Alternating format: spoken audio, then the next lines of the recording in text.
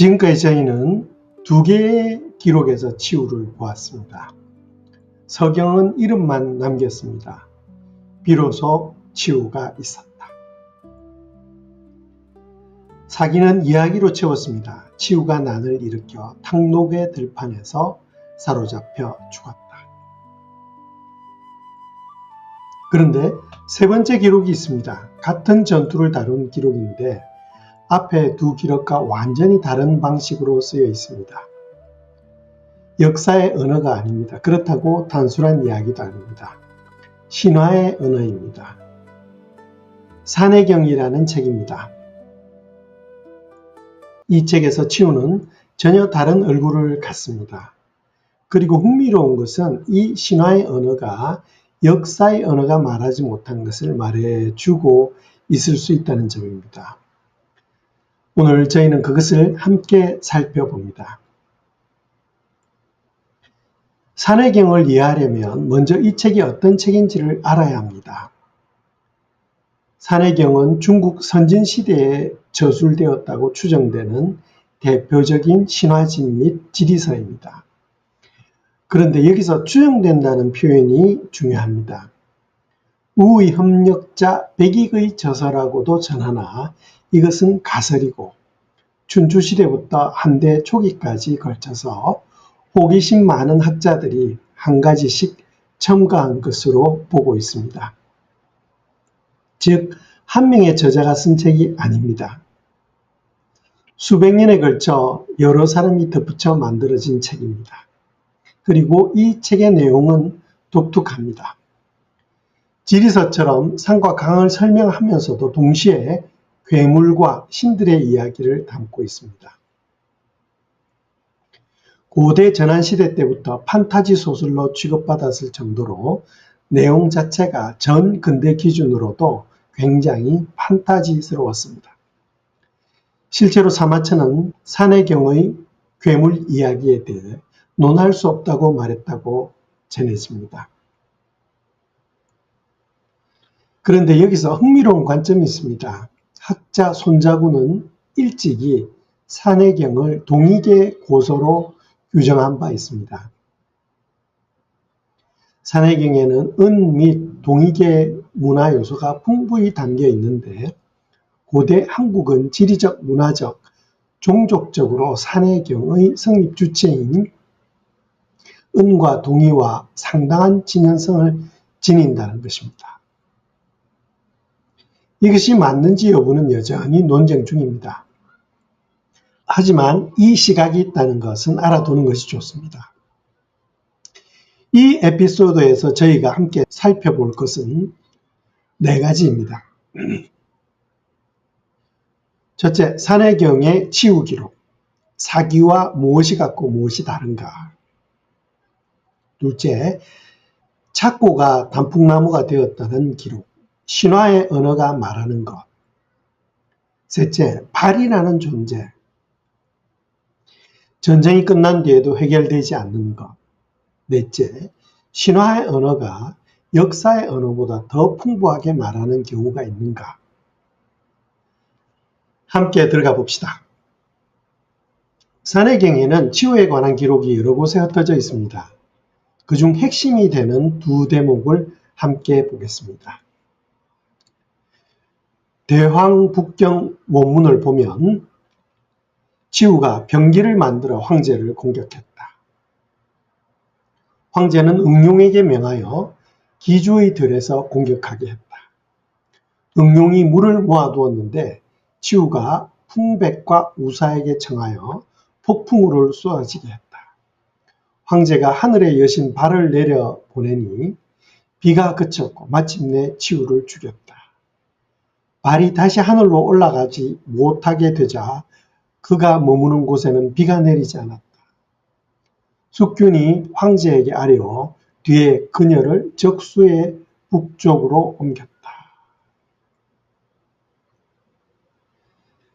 두 번째 대왕난경 원문입니다. 번역하면 치유가 버린 착고와 수갑이 단풍나무가 되었다. 짧은 한 문장입니다. 하지만 이 한 문장이 오늘 에피소드에서 가장 중요한 기록이 될 것입니다. 사기와 무엇이 같고 무엇이 다른가? 두 기록을 나란히 놓으면 흥미로운 것들이 보입니다. 같은 것들, 응용, 풍백, 우사, 발, 탕록의 전투입니다. 이 요소들은 두 책에 모두 있습니다. 이것은 두 기록이 같은 구전의 흐름을 공유했을 가능성을 보여주고 있습니다. 다른 것들은 무엇일까요? 그런데 다른 점이 있습니다. 첫째, 사기는 치우가 난을 일으켰다고 시작합니다. 반면 산해경은 치우가 병기를 만들어 황제를 공격했다고 시작합니다. 언뜻 같아 보이지만 다릅니다. 사기의 난은 기존 질서에 대한 반란이라는 뉘앙스가 강합니다. 산해경의 공격은 단지 전쟁 행위입니다.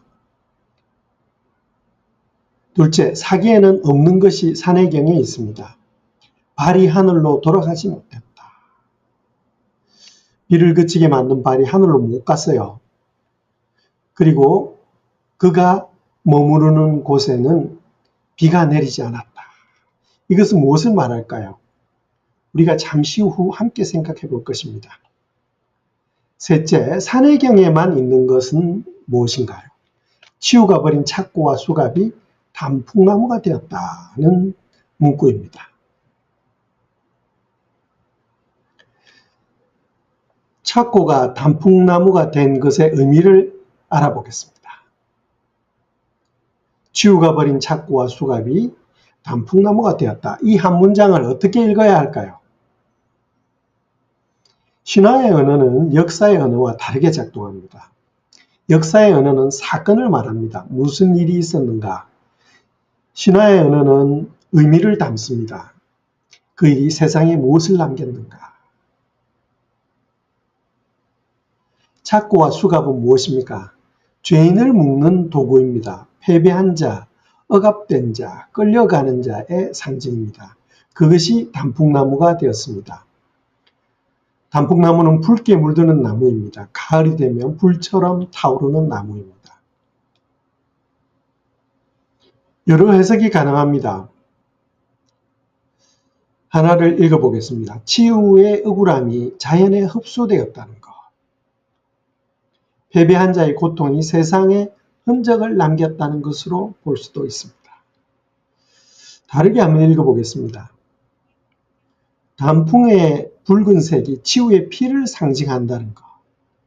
치유가 죽은 산사성 해연의 소금 연못이 붉은색인데 세상 사람들이 그것을 치유의 피라고 불렀다는 기록도 있습니다.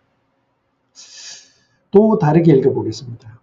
치유는 죽었지만 그의 존재가 자연의 일부가 되어 영원히 남았다는 것으로 볼 수도 있습니다. 어느 읽기가 맞는지 우리가 확정할 수 없습니다. 하지만 이것은 분명합니다. 사기의 마침내 치유를 사로잡아 죽였다는 문장으로 끝나는 기록과 치유가 버린 착고가 단풍나무가 되었다는 문장이 남아있는 기록은 치유라는 존재에 대해 전혀 다른 감각을 전달합니다. 사기의 치유는 역사에서 사라집니다. 산해경의 치유는 자연으로 남았습니다. 이제 발이라는 존재를 봅니다. 황제가 치유의 폭풍우를 막아내기 위해서 내려보낸 하늘의 여신입니다. 그녀 덕분에 비가 그쳤고 치유는 죽었습니다.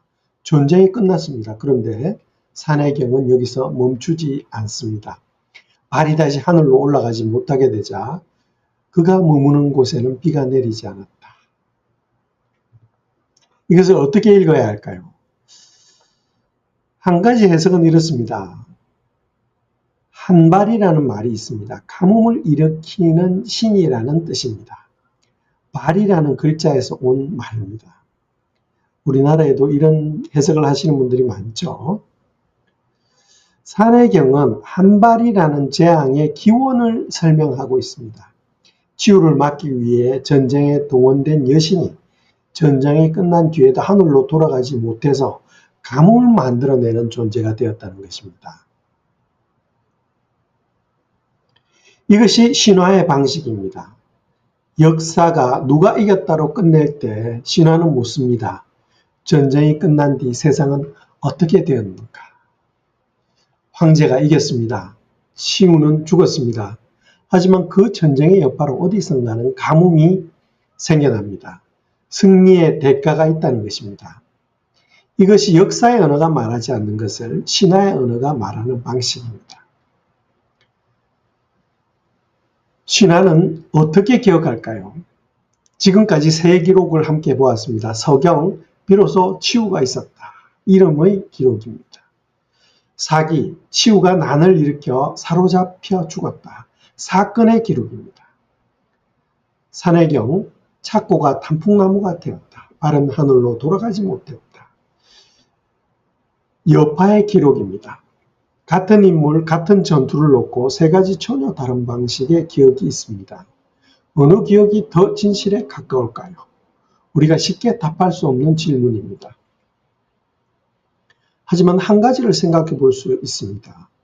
역사는 사건을 기록합니다. 신화는 그 사건이 사람들에게 어떻게 느껴지는지를 기록합니다. 치우의 전쟁은 고대 동아시아에 살던 사람들에게 분명히 어떤 감각을 남겼을 것입니다.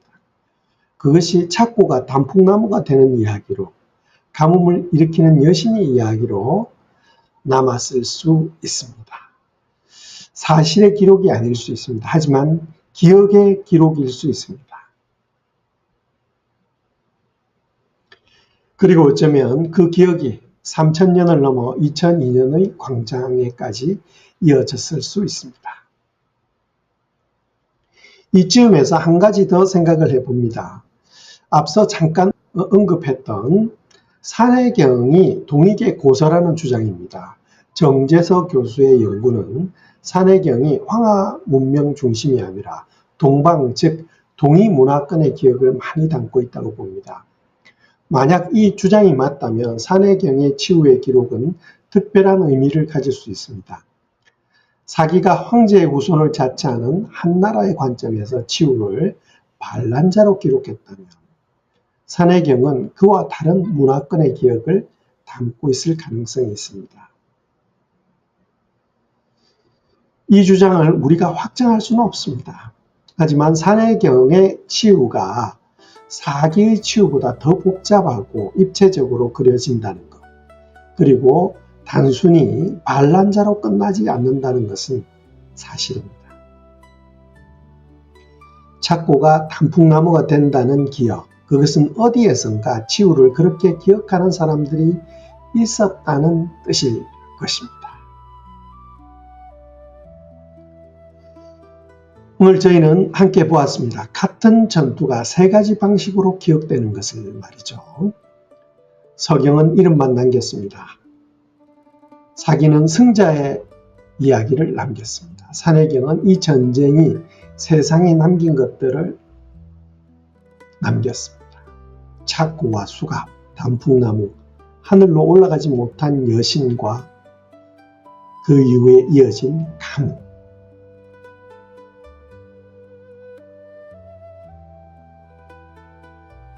기록마다 다른 치유를 보면서 우리가 물을 수 있는 것이 있습니다.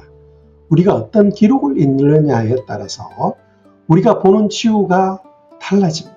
그리고 어쩌면 그 모든 기록이 각자의 방식으로 진실의 한 조각을 담고 있을 수 있습니다.